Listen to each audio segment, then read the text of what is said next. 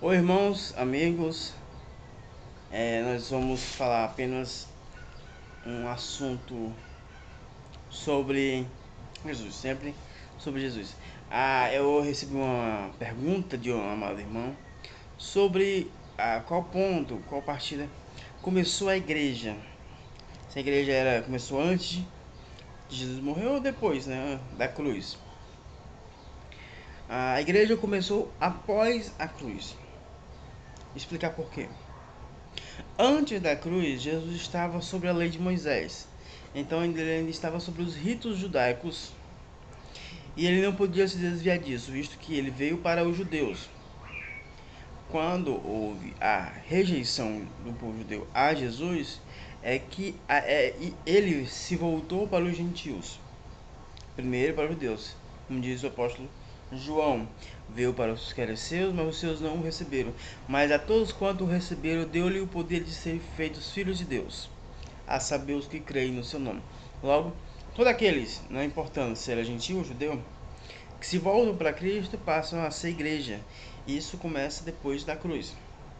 Por diversos fatores, mas eu vou especificar apenas um, né? A cruz, ela marca o início do Novo Testamento. O que significa o Novo Testamento? Significa que para se haver um testamento, precisa haver a morte do testador. É o que o escritor aos Hebreus explica na sua carta. Então ele morreu e atestou o documento que ele falou sobre a lei de Moisés. No período de 3 anos e meio ele pregou, ele deu esses mandamentos, deu essa instrução para aquele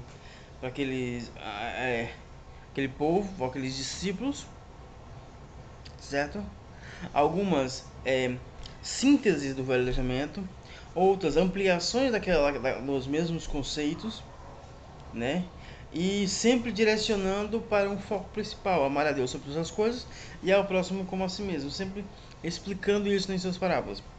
Terminando o seu ministério, a sua fala, o seu documento de fala, de verdade, ele morreu para atestar que aquilo era a verdade. A partir do momento que ele morreu, ele sela o seu testamento.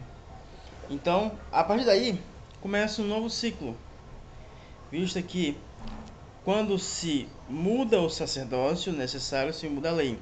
É assim? Então, quando Jesus morre, cumpre-se a profecia de Davi, no Salmo 110, que fala que ele é o sumo sacerdote segundo a ordem de Melquisedeque. Sendo assim, ele torna-se um outro tipo de sacerdotes.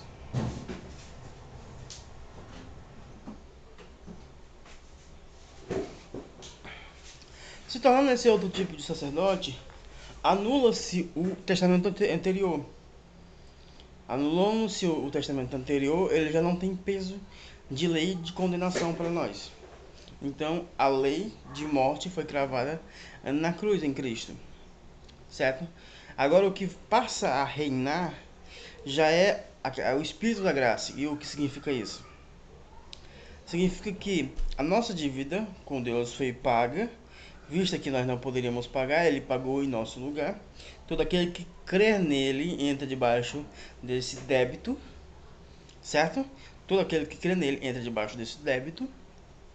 E agora nós não devemos mais nada a Deus, vista que Jesus já pagou em nosso lugar. Só que o escritor aos Hebreus chama ele de fiador. E o que é um fiador? O fiador é que paga a nossa dívida para que a gente possa pagar para ele. É assim que funciona. Ele paga a nossa dívida e a gente está devendo agora para ele. A gente vai pagar para ele.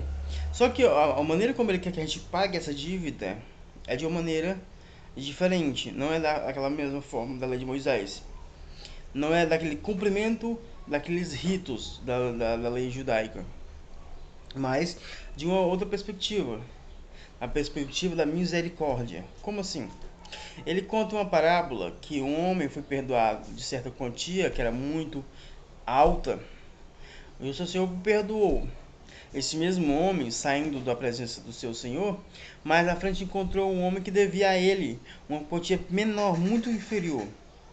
Sendo assim, ele olhou para aquele homem, enforcou e colocou na prisão, visto que aquele homem não tinha como pagar. Pessoas que acompanharam o julgamento dessa pessoa disseram ao seu senhor que ele tinha feito isso com esse seu conservo. Levando ele à presença do seu senhor, o seu senhor falou o seguinte: olha, eu te perdoei porque tu me suplicaste. Não deveria tu de igual modo fazer com o teu conservo? Então, a partir daí, ele diz que ele foi pego e tomaram tudo dele. Então, com isso, a gente pode perceber que o juízo de Deus a respeito das nossas más obras vai ser baseado nas nossas relações pessoais, nas nossas relações sociais. Como assim?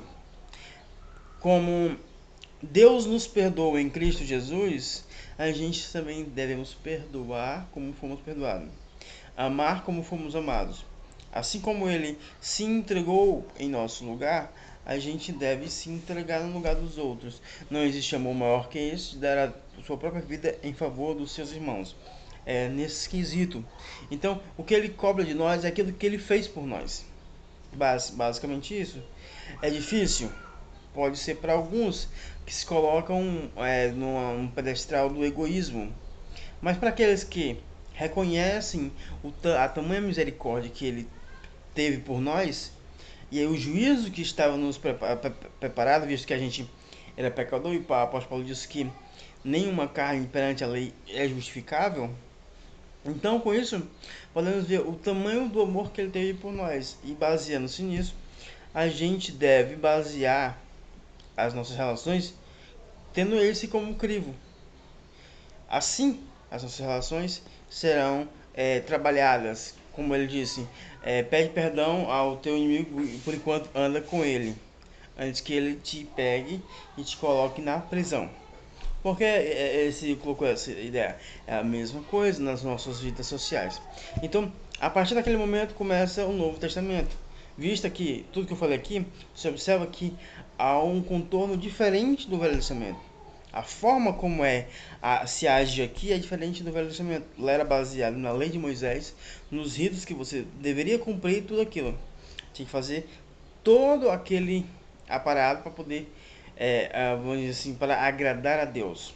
Hoje, visto que Jesus é o que agrada a Deus por nós, né? A gente não tem essa obrigatoriedade de praticar mandamentos, entre aspas. Mas a gente precisa aprender a amar como fomos amados, que é o mandamento. Mas mais do que o mandamento de palavras, deve ser o Espírito que deve habitar em nós, porque o apóstolo Paulo diz que é o Espírito de Deus que derrama esse amor em nosso coração. Então já é uma outra forma de se relacionar. O escritor de Hebreus diz também que ele rasgou o véu e nos abriu um novo caminho para se encontrarmos diante de Deus, cara a cara, na presença de Deus. Então isso diferencia muito do Velho Testamento, visto que eles não poderiam nem entrar num lugar santíssimo, visto que ele poderia morrer.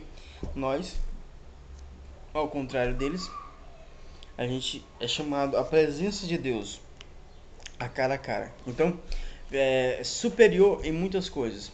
Essa é chamada a ordem de Melquisedeque, né? Então vamos sintetizar aqui. O Novo Testamento é o início da igreja, basicamente isso. No outro vídeo eu vou explicar o que significa a igreja em relação a essa sendo o corpo de Cristo. No próximo vídeo, acompanhe nossos vídeos, vocês vão compreender mais sobre o Evangelho. Amém?